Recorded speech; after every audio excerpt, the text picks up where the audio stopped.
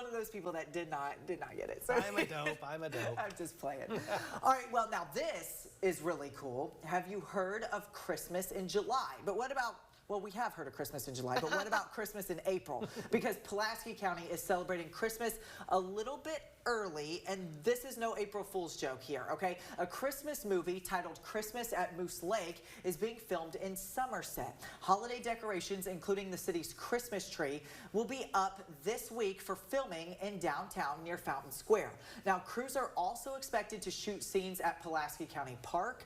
Pulaski County government officials said film tourism brings more than just cast and crew to the area, but it also highlights what makes the Lake Cumberland region so special to audiences everywhere. It's still unclear where the movie will air once production wraps. Filming is expected to continue over the next few weeks. So if you're wondering why the Christmas tree is up and the fountain is not turned on there in Somerset, that is why. That's not an April Fool's joke. Not an April Fool's joke. This is for real. They are filming a Christmas movie in Pulaski County this week. I want to be an extra in a movie so bad. Well, good news for you. If you go to our web story, fox56news.com, about this right here, it has the information on how you can be an extra.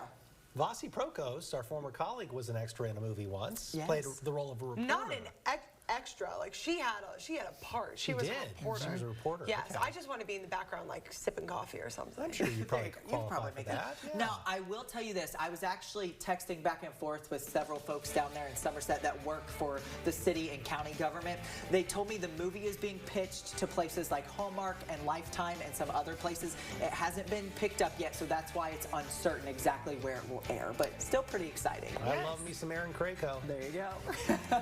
Hopefully these stories bring a smile to your face on this Wednesday morning, because we all need to start the day on a positive note. We'll be right back.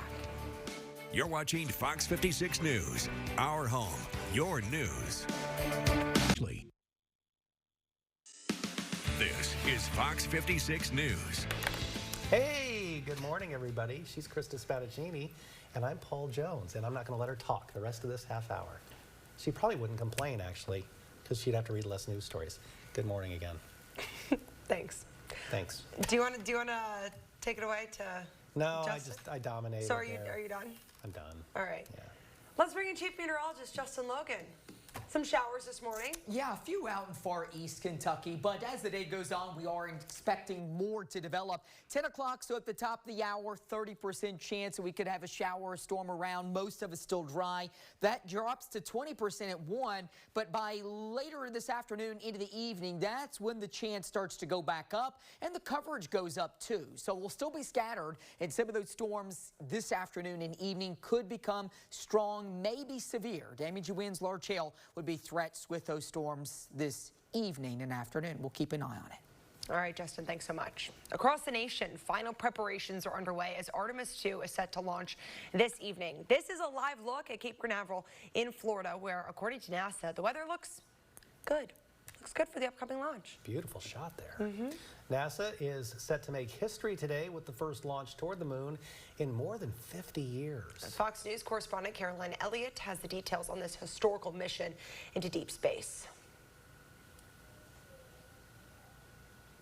Hey, let's go to the moon! NASA's Artemis II mission is set to take off Wednesday, marking the first time humans have gone into deep space since 1972. I think the nation and the world has been waiting a long time to do this again. We believe that we've solved those through, we've changed the seals out, we've done exhaustive testing, and so we feel pretty good about that. The mission will send 4 astronauts beyond Earth's orbit to circle the moon and test the spacecraft's ability in deep space. And NASA says this time the hope is to not let another 50 years pass before we go back. Where we can actually use the moon to help us go beyond the moon is what's important. The launch will serve as a test flight to the next moon landing and hopefully one day going to Mars. It's just cool that I'm alive today to be able to see something like that, you know, be able to view it. And it's just amazing what we are able to do now, today. I'm just excited. Tourists are flooding Florida's Space Coast ahead of the launch to hopefully witness history. I think the size of the rocket, too, and it's just something big. It's we're used to these little Falcon 9 rockets going, and so we're excited about this one. The forecast shows there's an 80% chance the weather will cooperate, but there are hundreds of other safety and equipment issues that NASA will watch, and a lot of space fans are also hoping Wednesday's launch is not a scrub. In New York, Caroline Elliott, Fox News. The Army suspension of the crews who flew 2 military helicopters near Kid Rock's Nashville area home has been lifted. The Fort Campbell-based Apache helicopters were spotted hovering near his property after flying over the No Kings protest in downtown Nashville. Covering Kentucky, a former Lexington mortician faces just under 3 years in prison for identity theft. According to the U.S. Attorney Office, Ronald Jerome Woolfolk Jr. has been sentenced to 34 months for wire fraud and aggravated identity theft. According to his plea agreement from August 2022 to August 2023, Woolfolk submitted approximately 23 requests to a charity that financially supports families that lost a child. Woolfolk used fake invoices for funeral expenses, fake cremation certificates, and fabricated letters using the funeral home's letterhead to direct payments to a fake company he created. In total, Woolfolk fraudulently took just under $12,000 from the charity.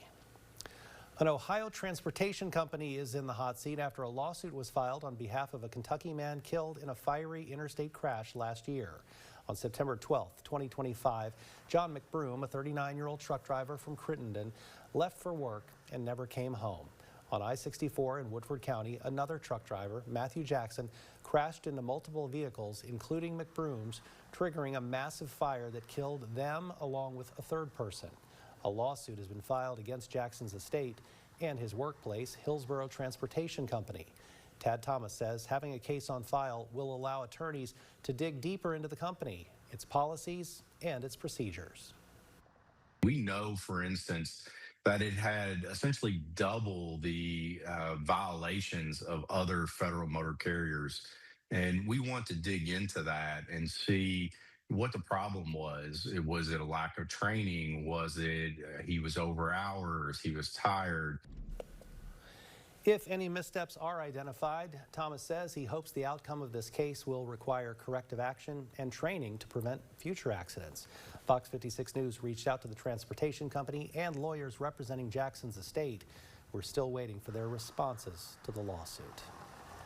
House Bill 7 now heads to the governor's desk. The bill would allow cameras on school buses to catch drivers who ignore deployed stop arms. Police would review the footage, confirm violations, and contact drivers directly. Violations will result in a civil penalty of $300 for the first offense and $500 for each subsequent offense issued within a 3-year period.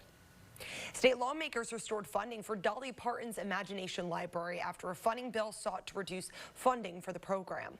The program, founded by Dolly Parton, mails a new book each month to children from birth to age 5. The organization says if the budget had passed, more than 80% of the program's county-level chapters would have been forced to shut down. Republican Senator Christian McDaniel says outcry over the cuts during the final budget negotiations led to a change in the final budget draft. For the second time in 26 days, Lexington Sporting Club will face Lou City FC at Lexington SC Stadium. This time, it's win or go home in the second round of the 2026 U.S. Open Cup. LSC will be looking for revenge as Lou City snagged the 2-1 win in the season opener. Since that match, both teams have been rolling, with Lou City remaining undefeated and LSC dropping just one game. Lou City leads the USL Championship League with 11 goals, while LSC brings in one of the best defenses, only allowing 4 goals. Tonight's interstate match begins at 7 at Lexington SC Stadium. Buy one, get one. What a deal. Find your greens. Up next, a celebration for a comedian and a couple of sneak peeks for new movies hitting the big screens. That and more in the latest headlines from Hollywood. And later in What's Trending, this year's Railbird Music Festival releases its lineup, who's headlining the 2-day event in Lexington. You're watching Fox 56 News, our home, your news.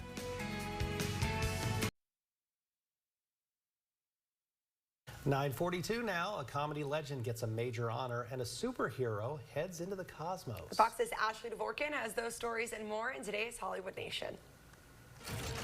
This does not look like this is going to end well. Alcock suits up, Bardem seeks revenge, and a lifetime of Eddie Murphy is celebrated in the Hollywood nation. Eddie Murphy is being honored with one of Hollywood's highest awards. Netflix and the American Film Institute announced the 51st AFI Life Achievement Award, a tribute to Murphy, will stream May 31st. The Emmy-winning special will be presented at a gala in Los Angeles April 18th, celebrating Murphy's decades-long career in film, television, and stand-up. Nicholas Galitzine has the power in today's first looks. Amazon, MGM, and Mattel Studios released the official trailer for the live-action adventure Masters of the Universe. Galitzine stars as Prince Adam, who must return to Eternia and embrace his destiny as He-Man to take down Skeletor, played by Jared Leto. The film arrives in theaters June 5th. I had a good life once, too. Javier Bardem is out for revenge in the trailer for Apple TV's Cape Fear. Bardem stars alongside Amy Adams and Patrick Wilson in the series, inspired by the 1991 film. The show follows a convicted killer seeking vengeance against the attorneys who put him behind bars. It premieres June 5th. Oh, miss, wherever you are, buddy. Millie Alcock takes flight in the official trailer for Supergirl on an interstellar mission of vengeance after a ruthless threat hits close to home. The trailer also introduces Jason Momoa as Lobo and features an appearance from Superman star David Corenswet, along with Crypto the dog. The film flies into theaters June 26th. In Hollywood, Ashley Dvorkin, Fox News. Download the Fox 56 streaming channel on your Fire TV, Apple TV, or Roku device today. Welcome back to Fox 56 News. It is now 9:47, and I would say this is arguably Justin Logan's favorite segment of the entire 5-hour broadcast we have here. Why is that? Just depends on what the topic is. But you like to just, the looseness of it. We could all just kind of sit back and change. No, he dislikes it when he eats into his final forecast. That sometimes, if there's stuff to talk about. Yeah. Okay. That is true. Well, you know what? So it doesn't eat into your last forecast. Let's take a look at what's trending this morning. We'll get right into it. I'll talk fast. Costco introduces a wholesale version of a classic Easter treat, a chocolate bunny that weighs a whopping 10 pounds. Yummy. The bunny, named Peter the Bunny, costs about $140. You may be wondering, how do you enjoy this more than 22,000 calorie sweet treat? It may be difficult to do, all right? And it may be difficult to do this poor bunny, but Costco suggests wrapping Pete the Bunny in a towel and, quote, give it one bold whack with something blunt, like a mallet or rolling pin, so he can be enjoyed in shareable bites. Costco also says he can be cut with a bread knife that's been heated up. Unfortunately, or fortunately for us, however each of you are looking at it, it is sold out at our local Costco, so we can't try it today. That's sad. I also wouldn't drop $140 on a chocolate bunny. You know, the best chocolate bunny is Godiva, in my opinion. Is it hollow inside or is it solid? It's hollow. That's the way I haven't had it in a couple That's the way to do it. I think this one is solid, because if they're saying taking a mallet to it, you wouldn't need a mallet for a hollow one. Yeah. No. And it's also 10 pounds. So, yeah. Is Peter the Rabbit trademarked? I don't know. And that's why it has to be Peter the Bunny? Here comes Peter Cottontail. $140, though, that's still crazy. I'd rather pay that at Old Kentucky Chocolates, where the chocolate's better. I'm not going to pay $140 if it's bad chocolate. Yeah. And to be honest, whatever brand makes those chocolate bunnies that are sold at Walmart and such, it's not good chocolate. Yeah. I mean, like, I'm not a chocolate snob, but I've had it. And if I'm paying $140,